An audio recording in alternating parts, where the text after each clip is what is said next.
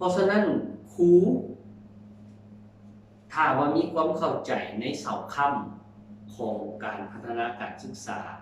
เพื่อที่จัดเกี่ยมเทคนิคการเรียนการสอนให้ในการพัฒนาเด็กแล้วเมื่อก่อนการเรียนการสอนแบบ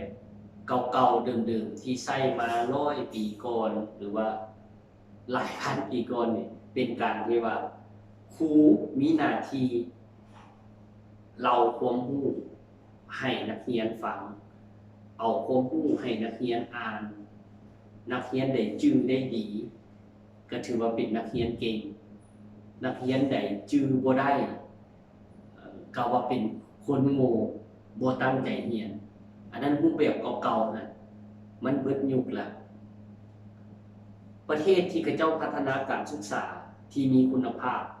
เขาเจ้าได้เปลี่ยนปฏิรูปการศึกษาหรือว่าเทคนิคการเรียนการสอนแบบใหม่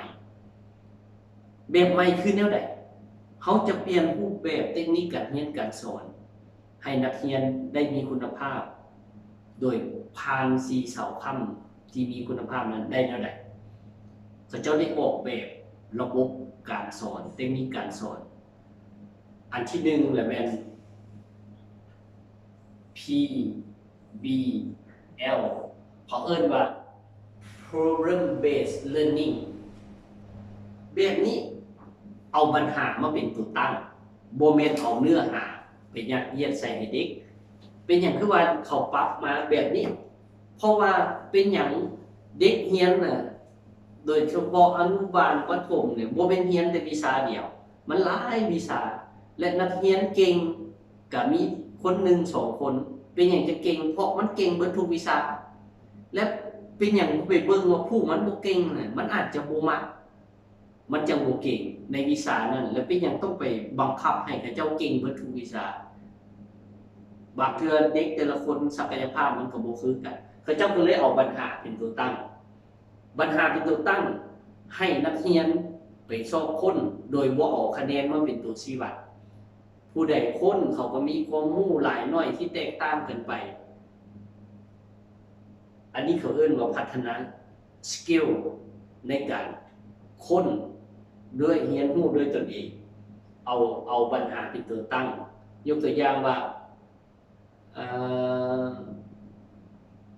ธาตุหลวงเรียนแบบเก่าๆแม่นธาตุหลวงสร้างตั้งขึ้นโดยผู้นี้ในปีคศเท่านั้นเท่านี้แต่ว่าการเอาปัญหามาเป็นตัวตั้งมันจะต่างอยู่ก่อนว่านักเรียนลองไปคิดเบิ่งไปค้นคว้าเบิ่งดูว่าเป็นหยังธาตุหลวงจังตั้งอยู่หั่นเขาก็ไปโซกอ่านโซกค้นด้วยตัวของเขาเจ้าเองได้ข้อมูลมาส่ำใดก็แล้วแต่สกิลทักษะของแต่ละคนแล้วก็เอามาสรุปให้ครูฟังจะเป็นแบบนี้ต่อมาเขาเฮ็ดไปเฮ็ดมาก็ยังบ่เวิร์กพอเพราะว่าสุดท้ายครูก็มาสอนให้ความรู้คือเก่าเอาข้อมูลให้เขาเจ้าคือเก่ามันบ่เวิร์กก็เลยมาพัฒนาเป็นFifth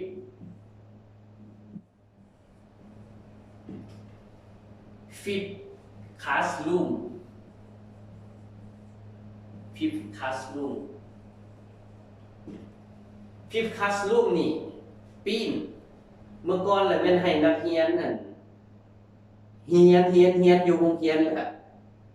เอาเวียกบ้านไปค้นคว้าไปเฮ็ดเวียกบ้านอยู่เฮือนแต่ว่าฟิกนี่ปีนให้มาเฮ็ดเวียกบ้านอยู่โรงเรียน